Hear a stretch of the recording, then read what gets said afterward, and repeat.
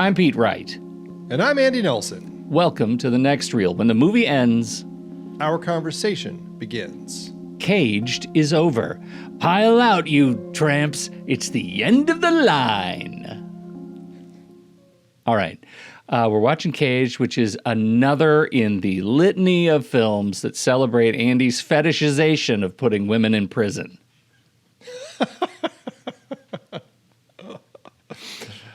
Is that my thing? Yeah, I think it's your thing. I think it's funny that last week we talked about, no, not last week, but for our member bonus episode, we talked about The Gunslinger, or no, Yes. The Gunfighter, which came out this same year, nominated for an Oscar. And that's the one Roger Corman worked on, not this one. No, this one's too serious. This one takes itself more seriously. Right. Yeah. Yeah, this is part of our Platinum Performances, the 1950 Best Actress. I can't talk this morning.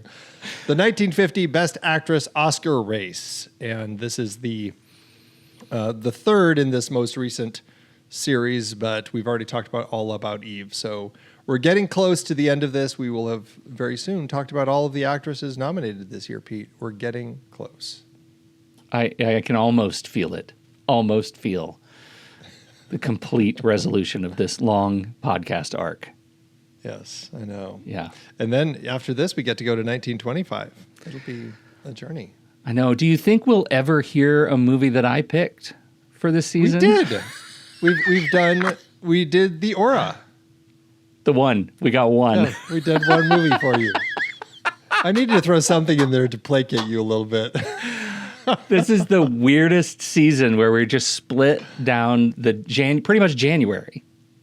Yeah, pretty much. Yeah, once much. we hit kind of like the end of the year, at the beginning of next year, then it's yours. It's just all the way down. I think I have one in there for me. Yeah. Well, what a treat. Okay, Caged. So John Cromwell, director, as you said, 1950. It's a tight 96 minutes. Delightful watch there. It is, I don't know. It's definitely a prison drama. It's got some good people in it. People taking their roles seriously. It doesn't have the exploitation that one has come to expect if you listen to this podcast and watch the movies along with us. Everybody's Roger wearing Corman series for sure. Yeah, normal. What do I know from 1950s prison garb? But they're wearing much more modest outfits. And we get some good, not quite sociopathic, but still mean-spirited, warden-y kind of material. Yeah, we missed out on the torture equipment in the basement, which we sure did. That was a real miss. That was a huge miss. Yeah, I don't know if it does it even count in the genre of women in prison movies if there isn't the torture. So you're right. You know, it's interesting because this is the first in line. There, I've been watching movies kind of that were nominated for Best Picture, and so I've worked my way backward to the 1950s, and now I'm working my way forward from the 1927-28 Oscars. And I recently just did 1929-30, and in that lineup was a movie called The Big House, which is the first prison picture. And it's like we follow somebody who gets put in prison, and it's like the movie is about life in prison. And that's kind of where it started. And the people did all this research to figure out what life in prison was like, and they were showing the real thing. And that kind of created this whole prison, life in prison subgenre, whether it's drama or crime or action or thriller or whatever the case may be. This is the first dip into showing life in women's prisons. And so we're really kind of getting a sense of that side of the story now. And to that end, it is kind of a first. And when we look at women in prison pictures, I suppose that you need to start with a serious one that's getting nominated for Oscars before it turns into something that gets exploited. Like in order to have exploitation, there needs to be something there first to exploit it, right? Yes. And in some respects, I think I use this term liberally, there is a purity to Caged that allows it to be exploited later. A purity in production, in performance, in like it's taking itself as seriously as a film could. Yeah, which I mean, that makes sense for something that ends up getting, made by a studio, playing in theaters across the country, Oscar nominations, all sorts of critical acclaim, et cetera, et cetera. So it absolutely makes sense that this is what we're getting here. And then you can see why it's something that's kind of fun to exploit. Bette Davis was asked to be in this film, and she's just like, it's a dyke picture. Why would I want to be in that? Jesus, Davis. I know. Bette Davis was a little tough at the time. Wow.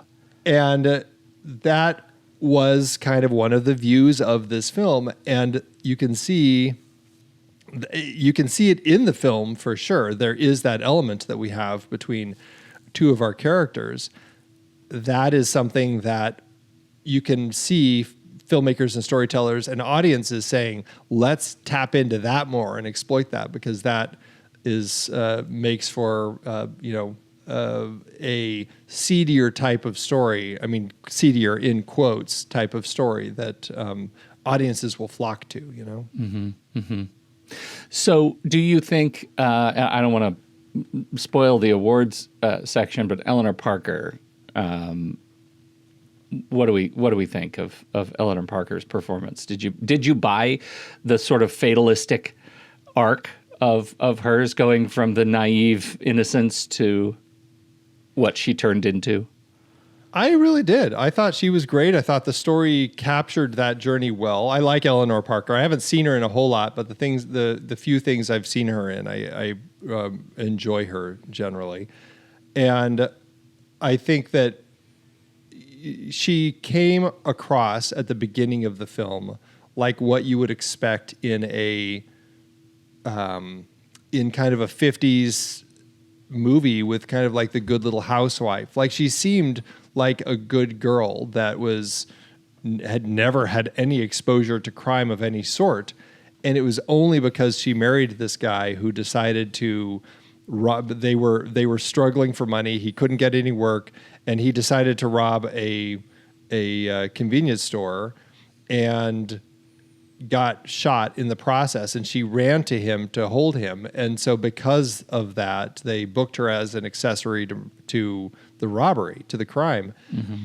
And that was her first exposure to anything like this. And so watching her journey from completely panicked and scared about being put in prison. And I will say, I mean, it's tough in prison, but they're much nicer in this version of prison than even Shawshank Redemption, where, they're like, let's see who's the squealer tonight, right? Like they're very purposefully trying to like pick on people to make them break. But she moves into this, she toughens up. She has to, as she learns how the world treats prisoners, how prisoners are treated by their own wardens or their matrons, right? And over the course of the story, there is that arc that I bought into, where she was staying firm against, there was this offer put forth by Kitty Stark, who had a connection to the outside that could get them a, quote, real job when they got paroled. That actually wasn't, but it was very difficult for women to find a job, like for the parole officers, the parole board, to actually find work for these women. And so I can't remember which character it was, but one of them was stuck in prison. She'd been paroled, but there was no work for her outside. And until they found a job for her, she had to stay in prison. And that was like a terrible, strange, unfortunate situation. Companies hadn't learned to exploit prisoners yet, clearly, in 1950, as they do now. But Kitty had a way where you could get this quote job that really was just a front. And then what you would do is end up working for a criminal organization as a pickpocket or something else. And and Marie, Eleanor Parker's character, had been offered this by Kitty, and she stayed firm, not wanting to do it up until that very end when she finally hit a point where she had just had enough and needed to get out. And that was when the new person came in. Was that Elvira? And she just gave in, and she said, "Get me out of here." And so she's going to join the shoplifting gang. And so I bought it. And her conversations that she had with Agnes Moorhead's character, like, it does come across a little bit safe, I guess, but it is 1950. And so in context of knowing that this film is 75 years old, I bought into all of it.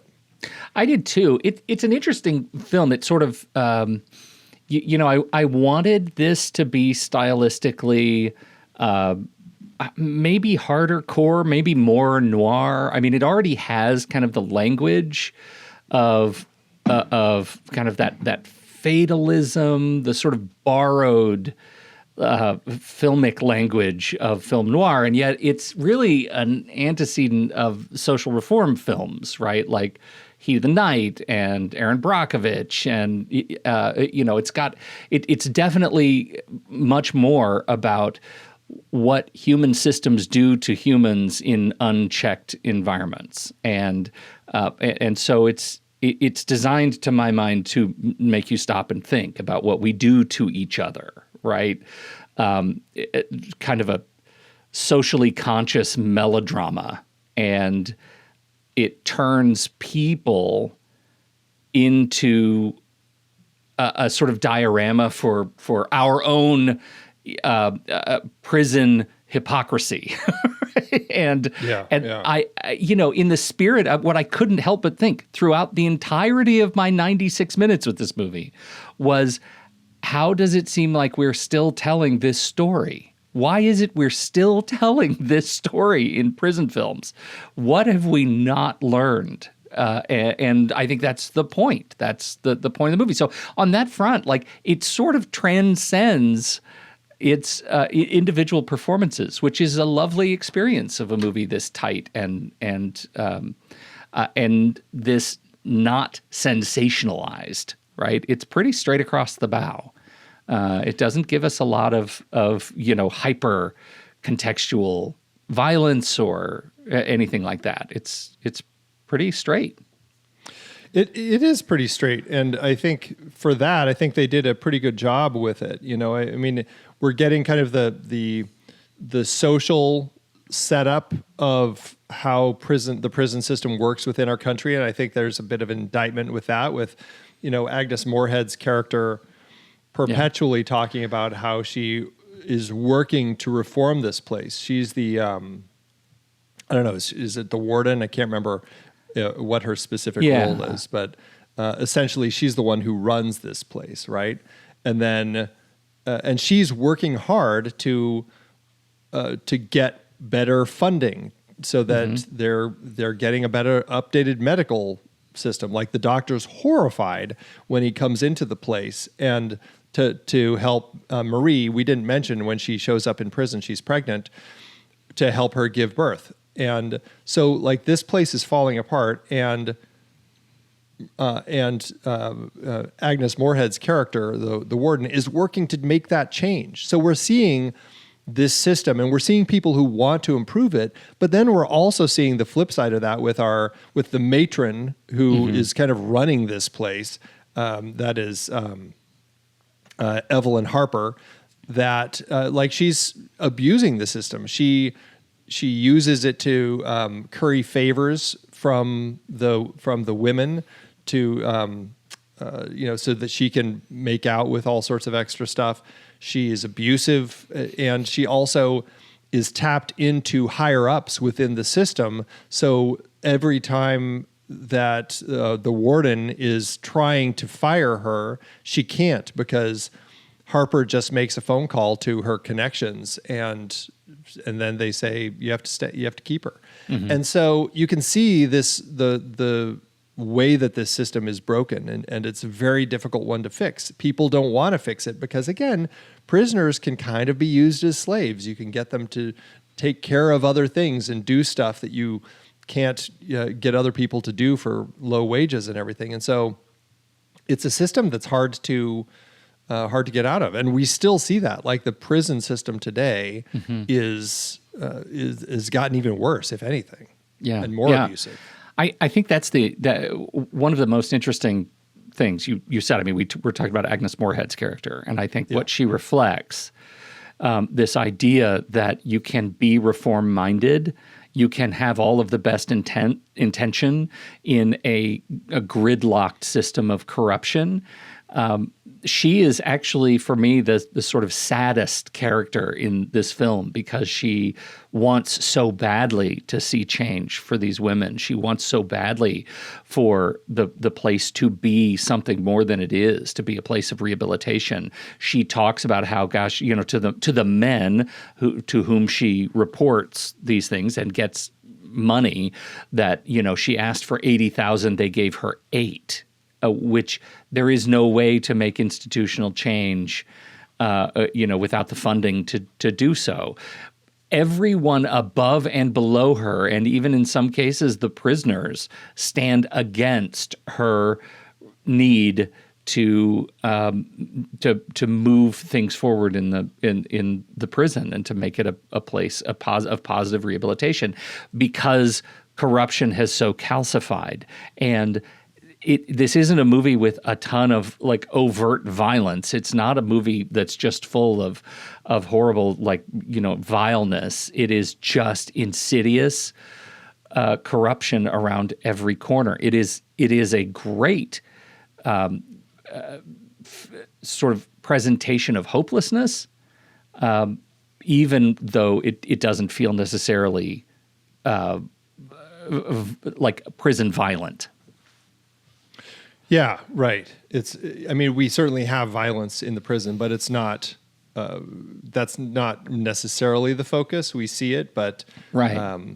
We do see, I think that describing her character as the saddest one here, I think that's true because she believes in humanity. She sees Marie as a good person. She sees Marie as somebody who's made some mistakes, got herself into a bad situation, but not a bad person, and somebody who can actually get out and still make something of herself if this system that she's running and trying to change doesn't break her.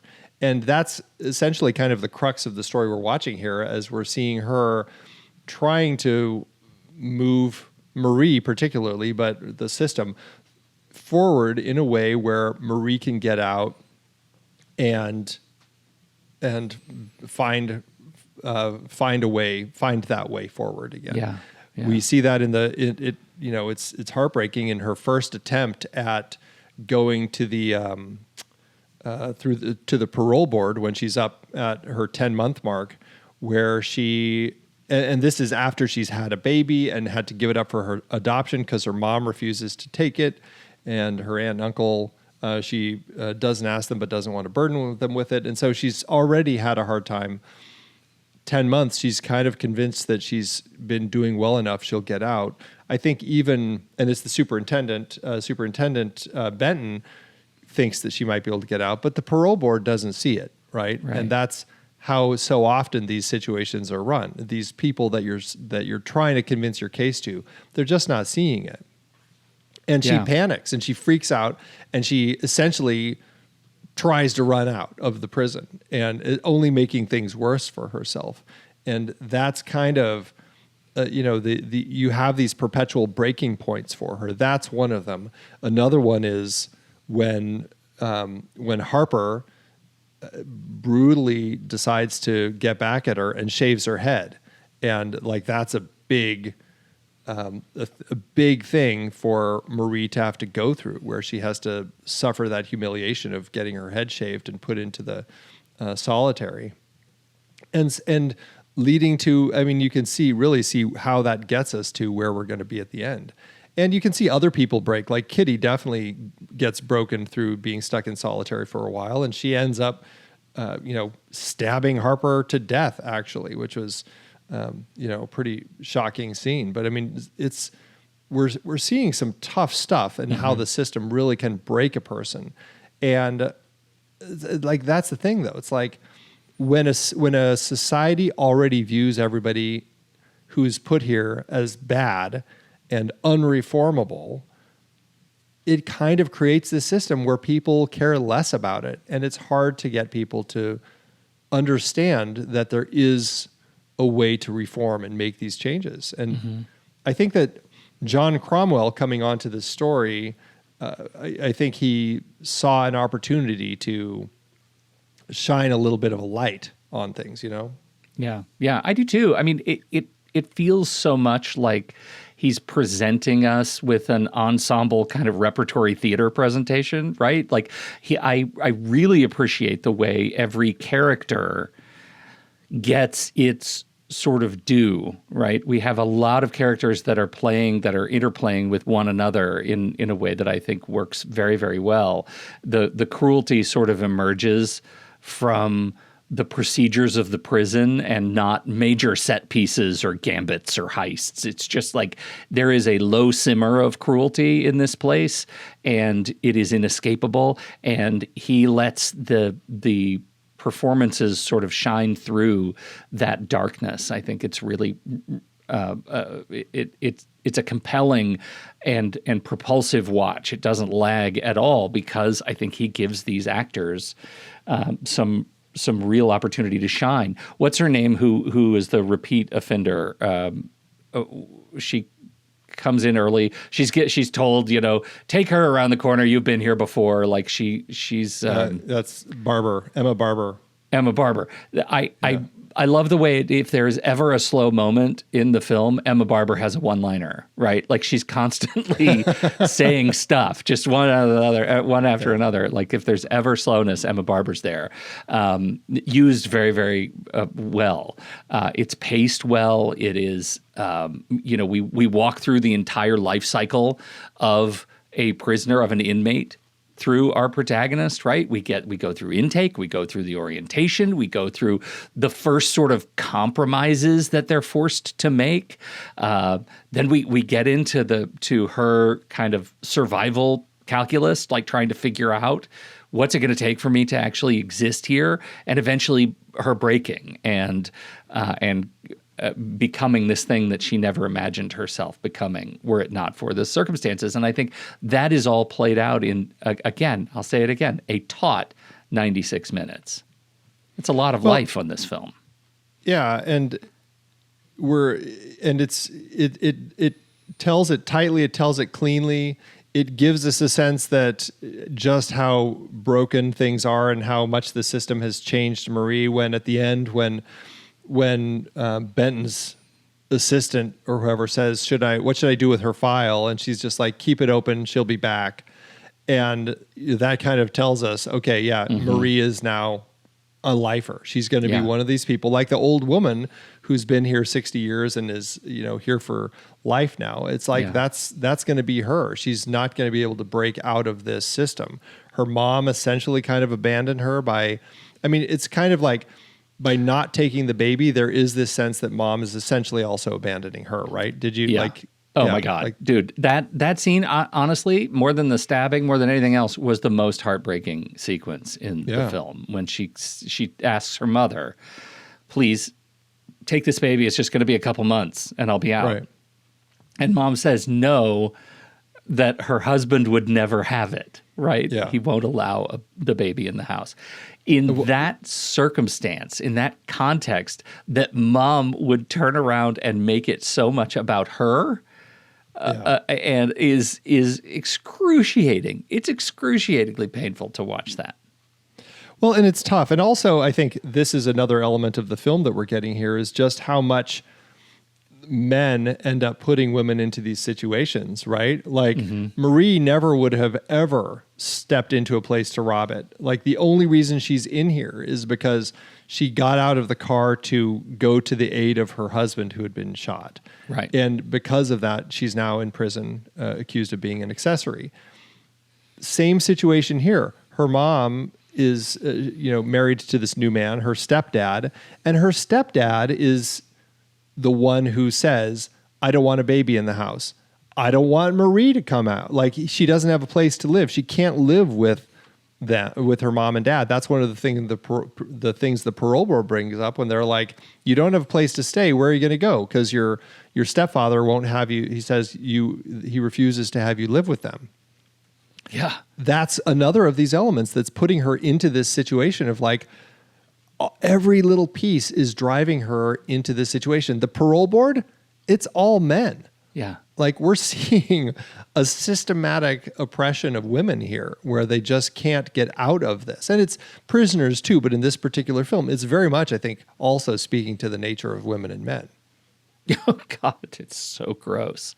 Yeah. So gross. Women and men in the 1950s, because there are still a lot of problems in depictions and relationships between women and men. They're just different problems, right? In films we get now. And I think you're absolutely right. I think the way that we get the portrayal of these of the struggles of these women by their psychological framing, by the response to the negative stimulus that they're getting, the relationships to the parole boards. Every one of the women who has a meeting with the parole board comes in zombified, right? They're just the way they are portrayed as shocked and empty to the point where one of them takes their own life, right? Like that's it is haunting. The way these men have such a diabolical and sinister, unintentionally sinister, culturally sinister hold over these women. I don't think any one of the men on the parole board is out to see these women suffer the way they are. I think they just don't care. Yeah, right. Exactly. I think that's a big part of it. And again, it's just they're stepping into a prison. They have already made assumptions about the people who are going to be before them, right? Yeah, right. Like this isn't a reformatory, it's a prison. And I think that's the viewpoint they're stepping in here. And they're like, why do I want to unleash this person back on the world when clearly they're a problem, even if they're not, And so it makes it very, very difficult. Yeah, yeah. Who else do you want to talk about? Well, I want to talk about Harper a little bit more. Hope Emerson plays her. And I'm curious in the scope of the story if she comes across a little too one note, or if you feel like, is it too stereotypical, or is it just, again, this is kind of creating the stereotypes? Yeah, I guess I see it as the latter. We don't get a huge sort of slice. This is just a slice of her life, right? We don't get a huge sense of who she is outside of her experience in the prison. And she lives there, right? I mean, that's my sense of it. She goes out on a date at some point, but when we see her in her little office, there's a bed and she's on it eating bonbons and... Yeah, I couldn't quite figure that out. I guess I didn't know, like, is she just a night shift person? And so she's kind of checking and making sure things are going, and then she kind of rests for a while, or does she actually live there? I wasn't exactly sure, because that was strange. I'm like, why would she live in the prison? Yeah. It's not like they're on some remote island where it's like you have to take a boat to get on and off it. Like it's in the heart of the city. Yeah, right. So that is uncertain. I did not understand that as either, but I do find like she is, like if we look at it Doyleistically, right? She plays this role as the sort of negative stimulus to everybody else, and the movie needs her to just be bad so we can see how everything else, works around her.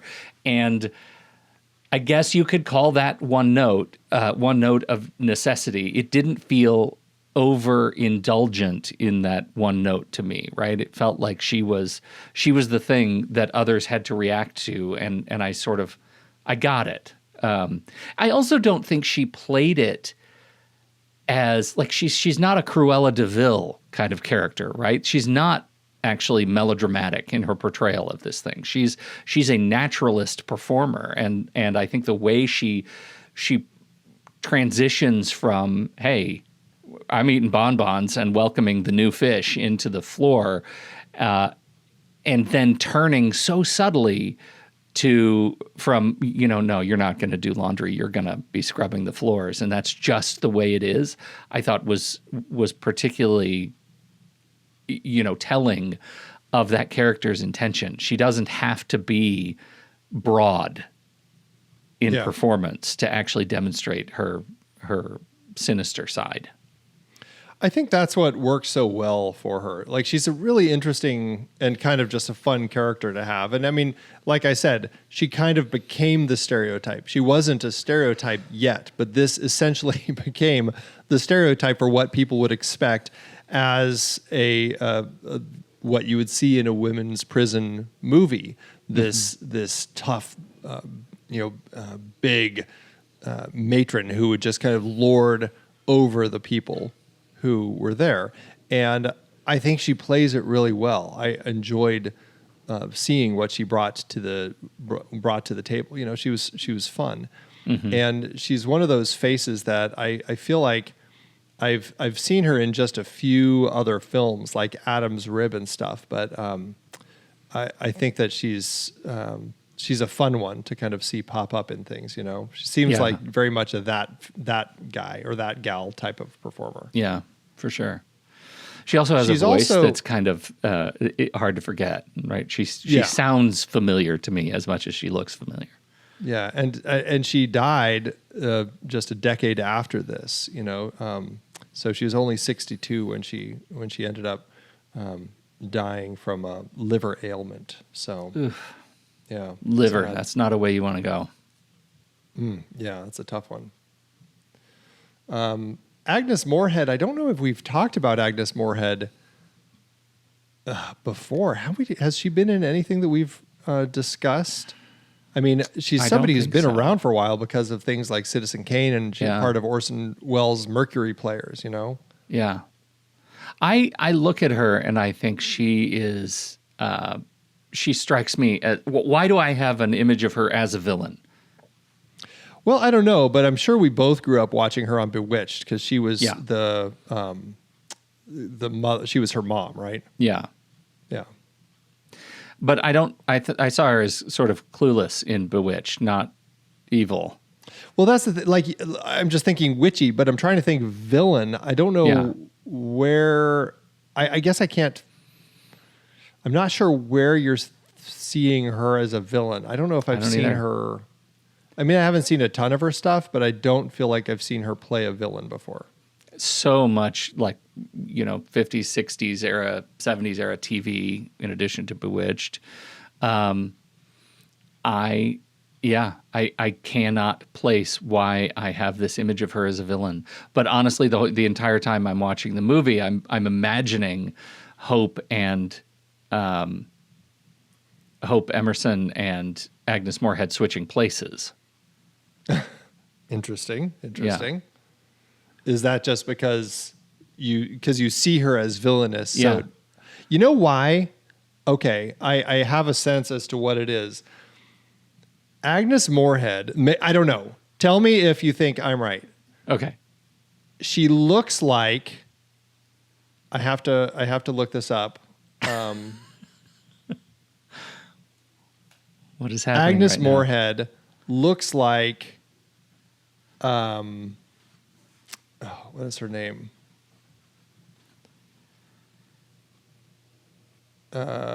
She looks like Judith Anderson, who plays Mrs. Danvers in Rebecca.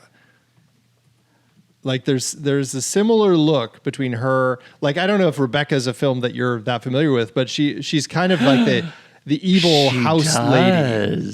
All right, she's kind of the takes care of Manderley, and she's always looking down on and judging Joan Fontaine. Really interesting pull. Okay. Like- I can see that. It's less her face specifically, but more of her type of face that is cast in these. I mean, just look at her IMDb profile. It looks villainous. It looks like she is going to go shave a puppy, right? Wow. Okay.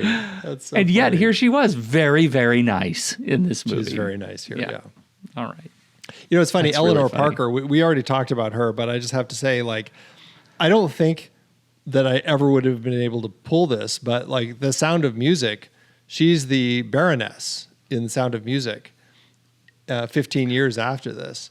And that's probably where, like, I had seen her so many times in that without ever being able to place her. And I've only seen her in a few things, like Detective Story and a couple others. But it's like, that's the movie that I probably can picture her best from because I've just seen it so much. That's really funny. I would not have pulled that without looking at her list. Yeah. Yeah. Yep. John Cromwell is an interesting director. Have you seen, well, we talked about Anne and the King of Siam, Yep. right? That's one we've got. Yep. A strange one to have added to our list. Yes. But we have talked about that on the podcast. People are And like, now really? we have 2 of Cromwell's 4 best known for from IMDb. Right. Out of 50 credits, we've got 2 of them. Right. So funny. Yeah. Cromwell was before this film, during when HUAC was active, the House Un-American Activities Committee investigating and everything, he was a person of interest linked to supposed communist subversion going on in Hollywood. He described himself as a liberal Democrat and really wasn't that politically active until Roosevelt's third term for the White House. But with all of this, he started getting pressured and ended up on this list of names of a bunch of supposed communists. And he kept telling people, I'm not. He was working with RKO. And this was around the time that Howard Hughes ended up buying it. And he was very anti-communist. Cromwell got a script from RKO that they wanted him to make, and it was called I Married a Communist. And this is a quote that he said. He said, they just sent me a script and said, this will be your next assignment. I looked at the script and the name was I Married a Communist. And I thought this was kind of funny. I never read such a bad script in my life. The more I thought about it, the more convinced I became that it could never be made. But I decided to stick it out. He started working on it. It was assigned a screenwriter who he says, quote, was one of the worst anti-communist witch hunters in Hollywood. And I saw that this was pretty deliberate. So he started getting a sense that basically RKO had put him on this project because they were essentially trying to get rid of him. They wanted him out. And so he ended up getting so disappointed that he ended up leaving. There were delays in the project and everything. And it got to a point where production had actually threatened to trigger a triple salary provision in his contract. And so RKO was just like, fine, we want you out of here. They loaned him to Warner Brothers to make this movie. So that's how he ended up coming on to this project. And so, yeah, it's kind of funny how that ended up happening. But he was just like having a terrible time with RKO. And that film did end up getting made. It ended up being renamed to The Woman on Pier 13. Robert Stevenson ended up directing it. And then he would go on, Cromwell would go on getting blacklisted in the 50s. And he ended up, no one wanted to work with him for a time. So he ended up kind of out of the film industry for quite a while. Yeah, I mean, you look at so he made this movie in 1950. He has 2 more films after this that came out in 51, and then nothing else until 58, 59, and 60, and then he's gone. Yeah. Because he, he passed away he worked through 79. He passed away. He died in 79. So yeah. It's interesting that when you look at this movie through the era, right? It dodges a lot of the production code sort of issues, right? It sort of threads the needle, I guess, right? Depictions of institutional brutality and corruption and pregnancy and prostitution, but only by suggestion, I think we've got a lot of observation rather than explicit depiction of things that would have caused some sort of a response, and I think he still expertly crafts a film that tells a dark story. I think it really does. I think he by keeping it tight, by keeping it clean, by just allowing it to the actors to just deliver the story, I think it makes for kind of a dark, brutal, clean film that just gets its message across and gets out, Yeah. And yes, you could call it a message movie, I suppose, in some way, but I think it's because the characters come across as honest and very realistic. It never feels overtly like that's the only reason that the film exists. That's an interesting take on it, because I compare it to movies that actually do scream that this is why they exist, and yet I think you're right. I think this movie, maybe only in hindsight, to me, has that message. I wonder if I'm sitting in the theaters in 1950, if I'm having that feeling. I want to go write up a sign and start protesting the prison system, or if it just at the era is a movie that makes me feel and then forget. Yeah. I don't know. Interesting. It's also interesting as depiction of lesbian characters. We do have a couple in here of that relationship between Kitty Stark, which is such a Marvel name. Totally. And Elvira Powell, who ends up showing up in prison, and clearly they had a relationship before, and now they're very antagonistic toward each other, to the point where that's the whole thing that really brings Kitty Stark down, when she finds out that Elvira's coming into the prison, and she ends up having a terrible time, ends up in solitary, and then ends up murdering Harper. And Elvira ends up kind of taking over her position as kind of the chief inmate of the running the place, right? Mm-hmm. Yeah, and things go dark when she gets there, and she definitely has a posse. Yeah, but I don't think, unlike the exploitation films that would come, I don't feel like it ever was denigrating the lesbian characters. I don't know. How did you read that? I don't think I thought of it that way, for sure. As not a lesbian myself, I don't know. I didn't feel like it did. I felt like it more denigrates the natural culture that evolves in a prison community made up of just women. Yeah. Women who are, many of them, actual criminals. Yeah. Because that's another big part of it, right? That this movie is reminding us that we have somebody who was not a criminal, and the prison system made her one. Yep. It's got to feed itself, Pete. It's got to feed itself. Keep feeding right? itself. Yeah. Yep, for sure. You want to talk about Carl Guthrie? Film. Oh yeah. We didn't mention a thing. I don't know. Do we have any other Carl Guthries on the list? I don't think so. Carl Guthrie, the cinematographer. I don't know. Things like House on Haunted Hill we haven't talked about, but I think probably one of the films that Guthrie is known for. I think that the cinematography, I think, is stark and bleak as it needs to be. It works. Shooting in black and white purposefully for this makes sense in a story like this. I think it plays well.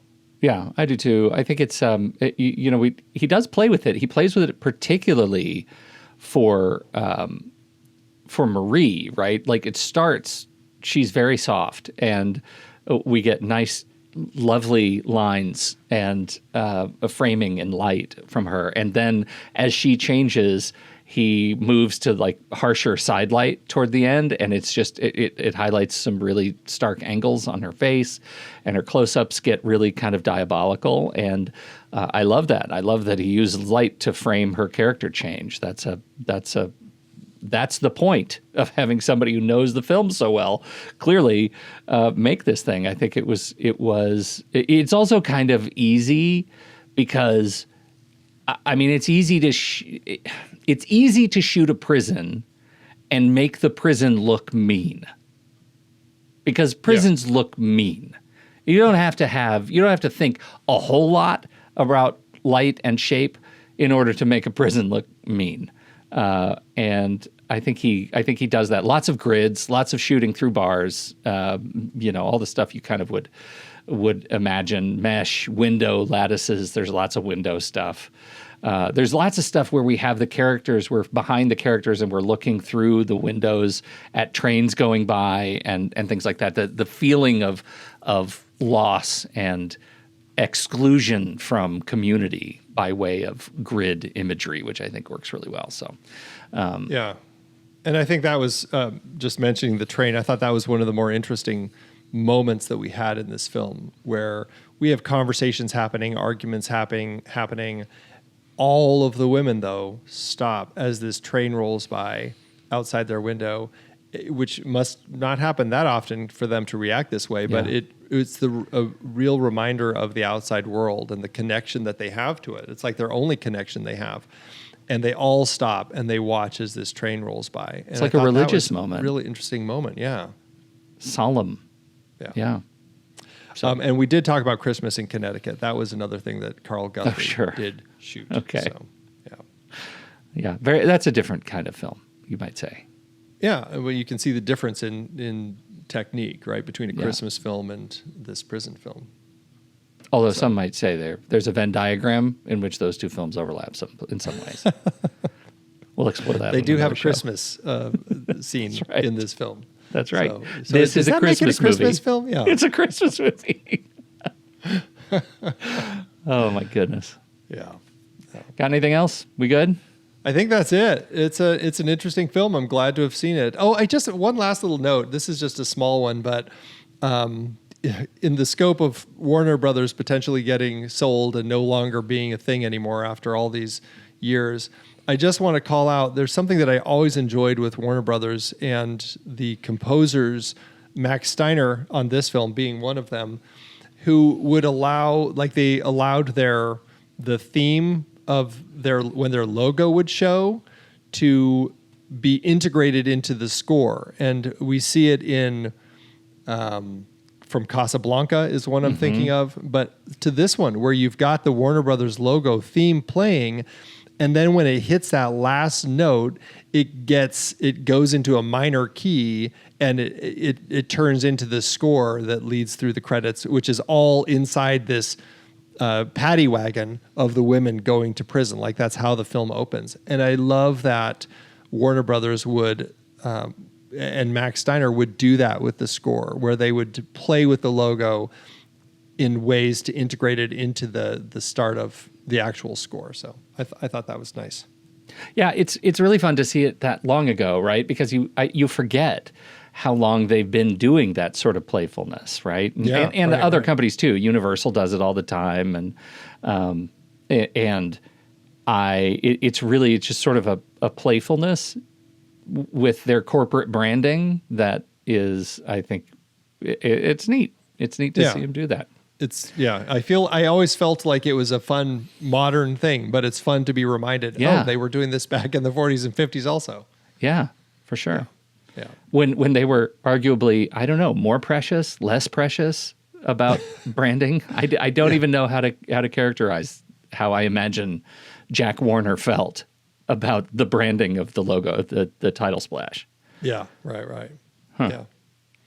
All right. Well, that is it for now. So we'll be right back. But first, our credits. The Next Reel is a production of True Story FM. Engineering by Andy Nelson. Music by Jakob Pietrus. Electric Zoo, Out of Flux, Oriel Novella, and Eli Catlin. Andy usually finds all the stats for the awards and numbers at the-numbers.com, boxofficemojo.com, imdb.com, and wikipedia.org. Find the show at truestory.fm, and if your podcast app allows ratings and reviews, please consider doing that for our show. Okay, so... Did you like that I picked band or musician names that you could pronounce this time? I actually... Did you hear that I almost stumbled because they were too easy? I expected them to be... I saw Electric Zoo, and I was like, those aren't even words I can pronounce. Oh, wait, yes, they are. That was funny. All right, so it's my turn, is what you're saying. I'm saying.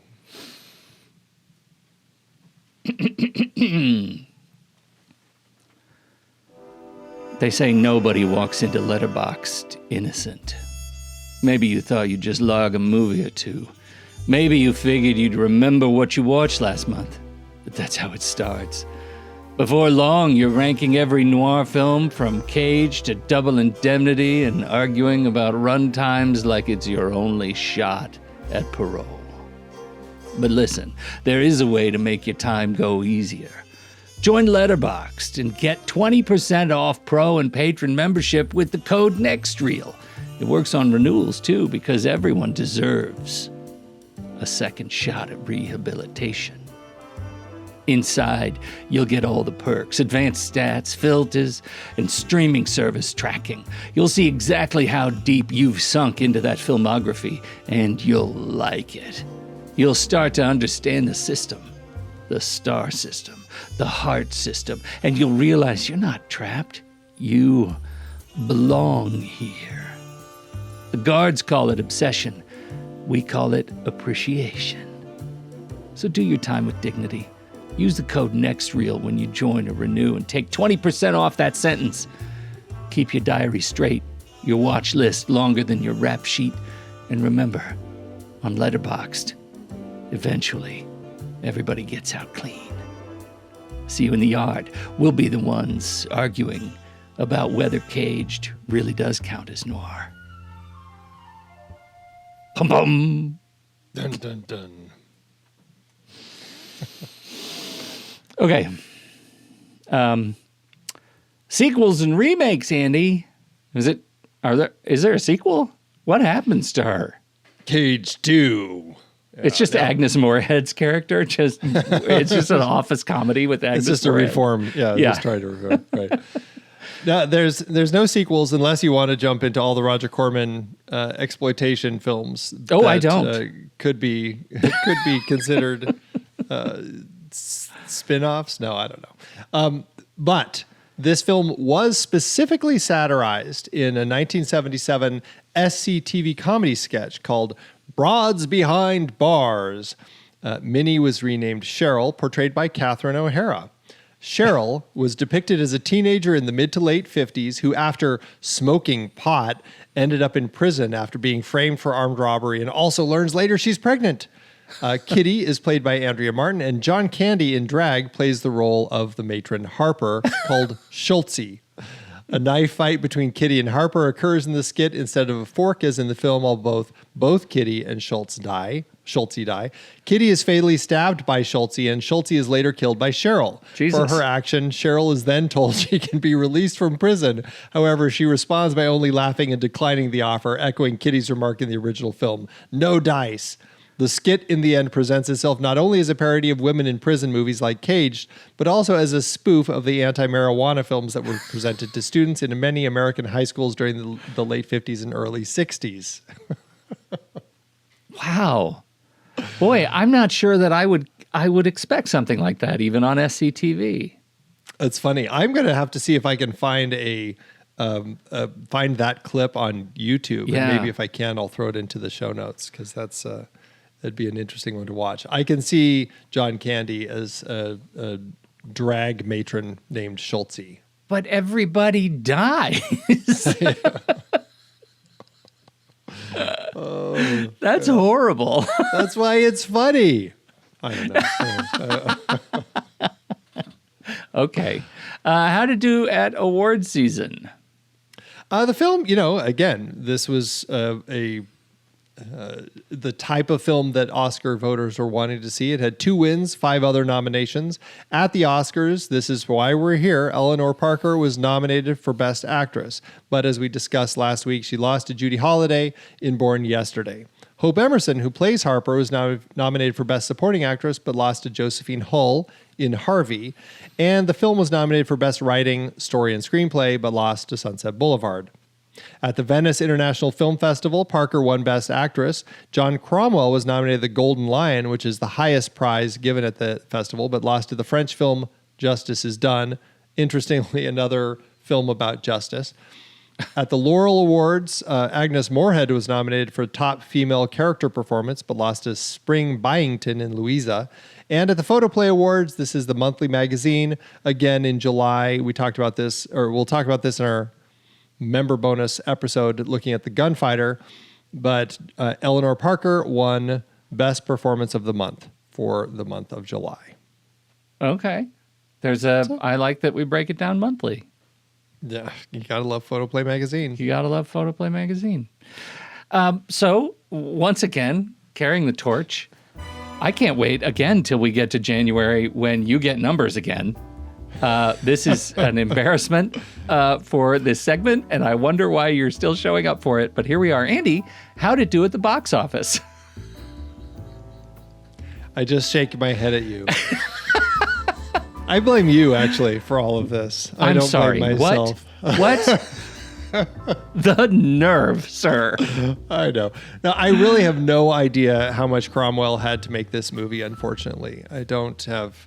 Warner Brothers was not keeping as good track as other studios. It did open May 19th, 1950. I have that. And it ended up earning $1.5 million or $19.7 million in today's dollars. That's all she wrote, folks. I don't have anything else. Do you know what? Just to make up for it, why don't you just do that whole bit again 4 or 5 times? Just keep going. Just keep reading the same thing, just so we really internalize it. Good grief. Yeah. I find it hard to believe that there isn't some mob boss somewhere with a ledger that Jack Warner was tracking Jack Warner's expenses in this era. Well, there might be, but that's might make it even harder for me to find unless I get in with the mob and start going through their ledgers. I'm sure I'd be totally fine doing that. Andy, if anyone could find it going undercover, it's you. Okay.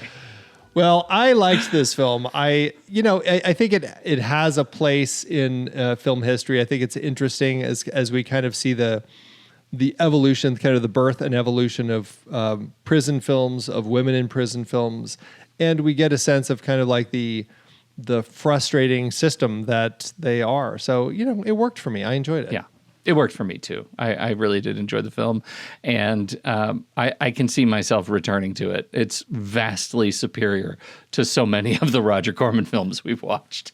It's nice to come back to its spiritual ancestor. To one that, has a little more meat on its bones, exactly. as they say. Yeah, exactly. Well, it's a good good film, worth talking about. And that is it, everybody, for today's conversation. Next week, we are looking at the final episode in this series, talking about Billy Wilder's Sunset Boulevard, starring Oscar-nominated Gloria Swanson. We'll be right back for our ratings.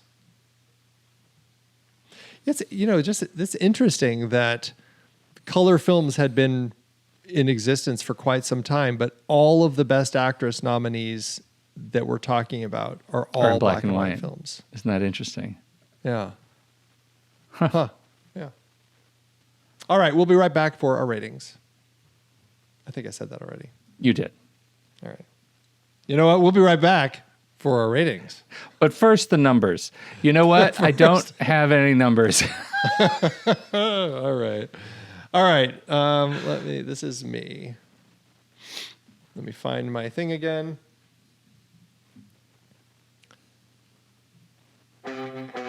Hey, fresh meat. Yeah, you with the wide eyes and the trembling lips. I know what you're thinking. You're thinking you don't belong here, that this is all a big mistake. Well, let me tell you something. In here, we're all innocent. And we're all guilty. But there's one thing that keeps us going. One thing that keeps us from losing our minds in this concrete jungle. And that's the power of cinema. You see, This is the next reel. It's not just a podcast, it's a lifeline. A way to escape these four walls, even if it's just for an hour or two. And with a membership, you can have that escape whenever you want. With a membership to the next reel, you'll get early access to episodes, ad-free listening, exclusive bonus content, like having your own private movie theater in your cell. And it's not just the next reel, oh no. CinemaScope, The Film Board, Movies We Like, Sitting in the Dark.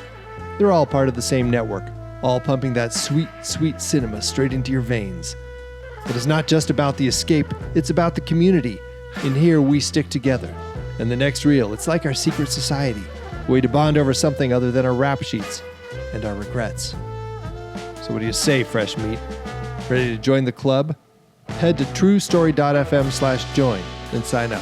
$5 a month, or $55 a year. It's a small price to pay for a little taste of freedom.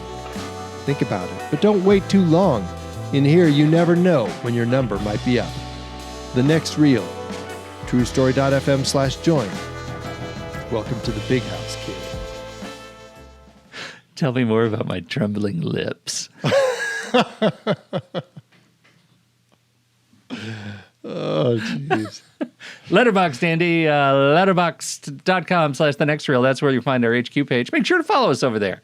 And you'll see all of our reviews and all of our lists. We've got so many lists. Oh, my God, you guys, so many lists of great, great films. Andy, what are you going to do for this fair film? This one I really enjoyed. I enjoyed the characters. I enjoyed my time with the film. I think that it's fine as a 3.5 for me. 3.5 and a heart. I think that it's a good, enjoyable film. You know, it's not one that I'll necessarily return to often, but I think that it was strong and worth checking out. Yeah, I'm with you. But as you know, Pete, no half stars, right? The question is, am I optimistic on the 4 side or pessimistic on the 3 side? I think I'm going to go on the 3 side. It's just... Pessimistic Pete. New nickname. Pessimistic Pete, but I am going to give it a heart, a big, throbbing, beating heart. Maybe a cow heart with multiple chambers. Stomach. Wow. I'm giving it a cow's stomach. I don't even know. Somebody does. Somebody out there knows, and that's for them. That just went giving them strange. 3 stars on a cow's stomach. Let's talk to Letterboxd, see if they can get that integrated. We're going to need to change just for Caged, the Caged entry page. That's right. They do that sometimes. Yeah, I know. Like Barbie, you get. I don't know what you get on Barbie. Yeah. Pink stars. This was a good story. Orange hearts, green clovers, blue diamonds, purple horseshoes. Andy, I forget. Did you have any numbers for this movie? All right. That averages out to 3.25, which rounds up to 3.5 over on our account on Letterboxd, which you can find at the next reel. You can find me there at Soda Creek Film, and you can find Pete there at Pete Wright. So what did you think about Caged? We would love to hear your thoughts. Hop into the Show Talk channel over in our Discord community, where we will be talking about the movie this week. When the movie ends, our conversation begins.